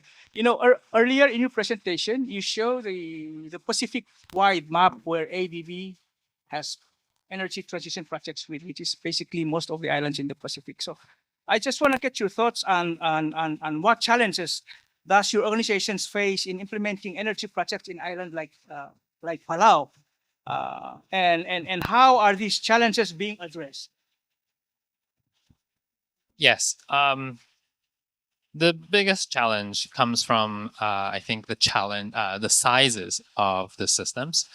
So, for example, we have larger projects in other Asian countries, where system sizes are in tens of gigawatts, etc. And the system's needs and concerns are just inherently different in small systems like Palau. So it's common actually in the Pacific countries that the solar systems, or actually solar systems mainly, are somewhat a little oversized for the system, and batteries are required. But that's also not always design flaws per se. As investments, sometimes those sizing of the power generation is also needed. So it's always a balance of that, what's necessary and what can actually be structured as an investment project. So that is a big that is more commonly a challenge in island-based systems. At the same time, so that's more on the larger investment and the system level issues. At the same time, as David noted earlier on the maintenance issues, these, for example, rooftop systems, hybrid, diesel, solar, mini grid systems, maintenance is a huge concern. Where I would say where most of these projects fail is at the maintenance stage, and that's just been the case over and over. Where maintenance was successfully implemented and designed, I think there were cases of success. So island-based small systems, I think that's a very, very important point that we have to see, aside from that overall system level design issues. Okay, thank you. This will be my last question before I open the floor for more discussions. So what lessons has your organization learned from previous projects in island nations that could be applied to Palau's energy transition? I think it's somewhat similar to what I just noted. Palau isn't the only country that we have battery projects to meet or to optimize the use of generation outputs that is not utilized to the full extent. Other countries, like I said, it's somewhat a common issue that we're facing now. Many projects, not just ADB, but countries and partners have focused so much on energy transition, climate change projects, which is good, and that drive was needed to come to this stage. But as I noted in my presentation, the fundamental issues in the sector is on the back of it often overlooked, but that is always a foundation of the sector to move on to any new initiatives. So I think that's also a common lesson coming from these countries, and more impactful in smaller systems in small island countries. Thank you, Mr. Inoue. Coming in, may Sure. if I may ask for, I'm doing a selling um, point here because Palau Solar, I heard Mr. Inoue say about maintenance. It's very important, and I've heard David also mention it. And Palau Solar does maintain system. So we maintain all kinds of solar installations all over the country. If you approach Larry, he will schedule you and come to your place and assess and do maintenance work on any system that you have, whether it's government facility, street lights, or whatever solar installations in Palau. We do maintain systems, and we can come and assess and then maybe improve the systems that you have. So just a note for everyone to see. Thank you, Mr. Darong. We have a few minutes left, so I would like to open the floor for 2 questions. And then I also, if there's any last statement from the panelists that they would like to make, I will also give them this opportunity as well. But there's a question at the back. Yeah, this is for the bank. Are you looking into the future for financing like batteries? The first step for us, I think, is to launch DRCF2. And I think that comes back to the point that we touched on earlier, which is the importance of partnership in executing these programs. So the DRCF2 signing ceremony actually took place some months ago. And so the key thing about the program is to make sure that every component is ready at the same time. So what we have at the moment is ADB have approved the funding, MOF have approved the funding for the bank, and the bank is ready to launch. But we need to work hand in glove with our partners, my friend sitting next to me here. So we will only launch that program when every part, every component is ready. When PPUC have completed the technical specifications requirements, that's when we will launch. One of the things I haven't had a chance to touch on with DRCF2 is it's actually a step forward from DRCF1 for the benefit of Palau. DRCF1, there was a single supplier in terms of the maintenance and support arrangement with Palau Solar, and they've done a terrific job.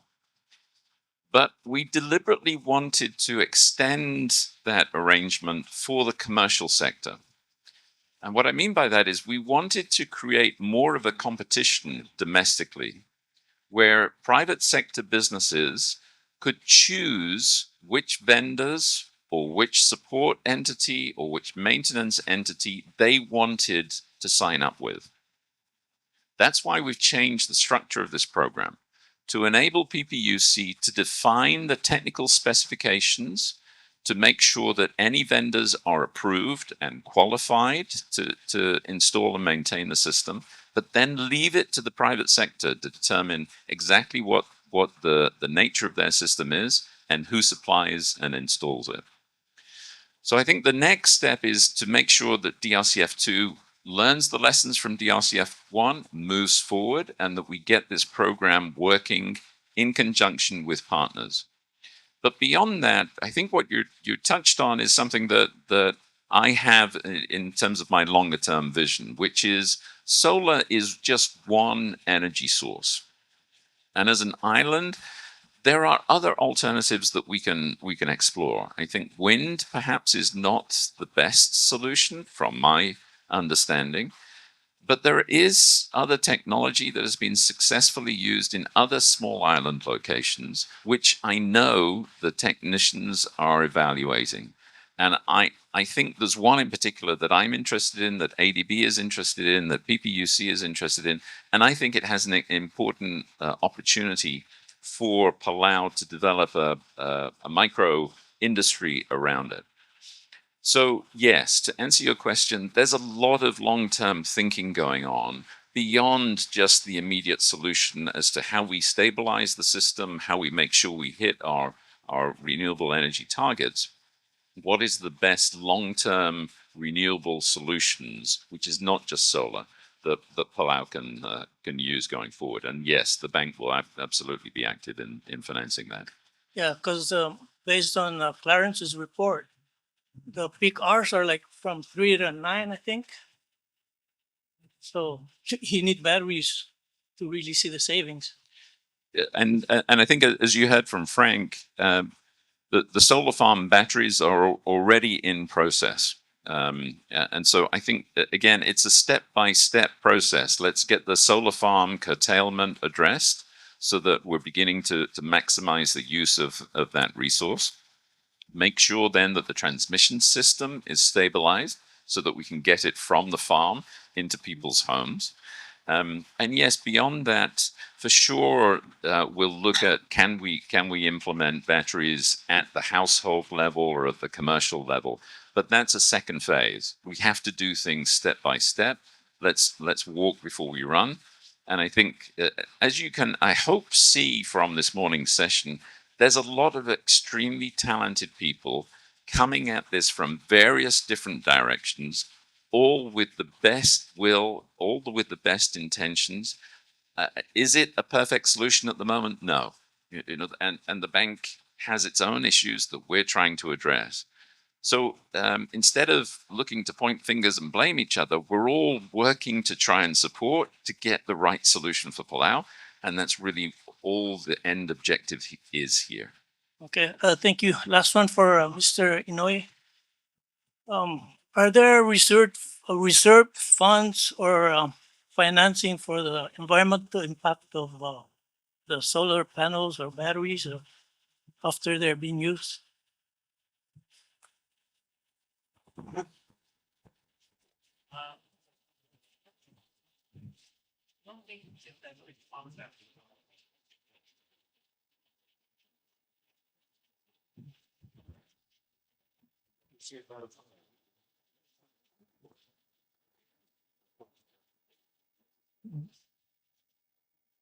There's no reserve fund in that design of the system, but I think it's in the procurement process that the disposal is part of the obligation. I'm sorry, I don't remember the specifics, but when the contractor signs up for this supply contract, there's this concept and the view of how it's going to be disposed in a sustainable way. Okay, yeah. Cheaper. Merki Drogo direct. That was before my time. I think it was during a former CEO's the wrong time when they did the contract for the solar farm. In that contract, at the end of the term, and they'd be responsible to take all of those solars and components and whatnot and ship it off island, knowing that we didn't have the capacity or even our landfill is able to accommodate those. So what Inoue was saying was when you do the RFP, and then that should be part of those components of your RFP. So when they're done, they take everything off island.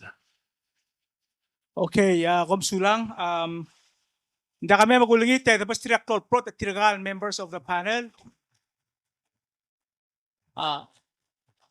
Thank you, gentlemen. Now, I would like to bring in MC to guide us through the remaining of the program. Ms. Nakamura.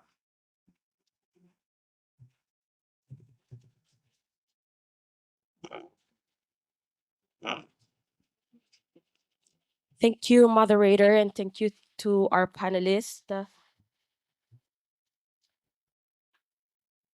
So we'll now move on to our raffle drawing. So for those eligible participants, please get your tickets out. And we kindly ask the panelists to remain seated and maybe ask Director Well and Minister Odoy to join them for a wording.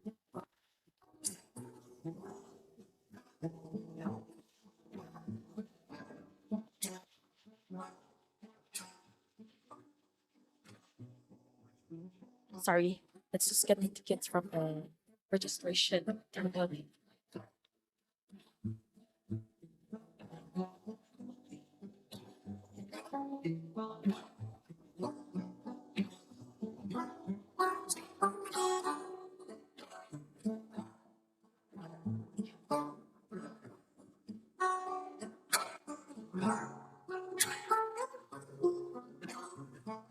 Would like to ask Director Well to put the winning ticket. Okay, so get your tickets ready. To Breckner, can I get a drum roll? Okay. So the winning ticket number is 182008. Do we have a winner? 182008. Yay! Solar panel. I'll just confirm with your ticket. Yes, so we have a winner. Si Emel Mero lang, Clem. Sorry.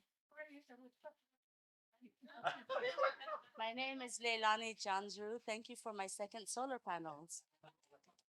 Thank you, Miss Leilani.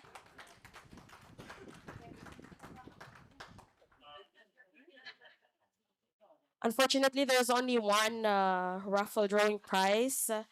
Sorry, I didn't give a brief description of the prize. So the raffle prize is one on-grid solar home system with 1.7 kilowatts peak capacity, including a standard installation cost covered. But please note, Ms. Leilani, that additional costs such as roof repairs, application fees, and annual maintenance are not included. And the price must be redeemed by May 19, 2025. 6 months from now. Yes. Thank you. Can we get a picture with the panelists and our winner and Director OL?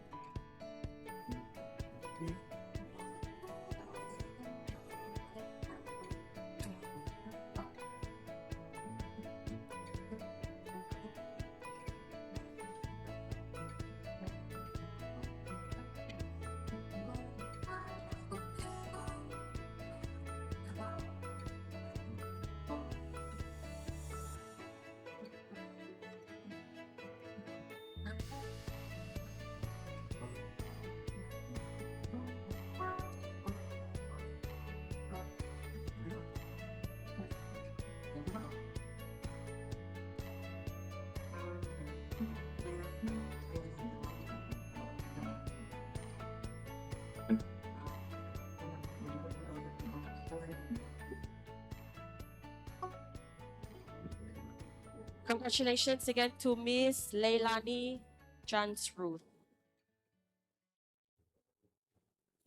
So to close our program, I would like to call Ms. Klung Tangalbat to read the minister's remarks on his behalf. Adi malito tao. Again, Romar Musulang amno sa amin Medical Energy Forum. Unfortunately, Minister Uduy was not able to make it due to an emergency meeting that had come up. So I will be here to deliver his closing remarks. So, ladies and gentlemen, distinguished guests, stakeholders, and participants, good morning. I would like to extend my sincere appreciation to all of you for your presence and participation in today's Energy Transition Forum, a key side event of the 2024 Development Symposium. Despite a slight adjustment to our schedule, the presentations and panel discussions have been both informative and valuable, highlighting critical topics that will guide our journey toward a sustainable energy future. Today, we are joined by leaders, experts, and development partners at the forefront of Palau's energy transition, working together to develop actionable plans to enhance energy access, efficiency, and sustainability. As we conclude and embark on the important work ahead, I encourage everyone to continue building on the ideas and partnerships formed today, focusing on advancing the energy transition to achieve outcomes that will benefit Palau and our future generations. I would also like to take this opportunity to thank the organizing committee and my dedicated staff for their hard work and commitment to making this event a success. Thank you once again to everyone for your commitment and for joining us today. Thank you, Roman Sulang. So this concludes our program, the Energy Transition Forum. Thank you to everyone for your participation and support. And we hope you have a wonderful afternoon. Pamram Sulang.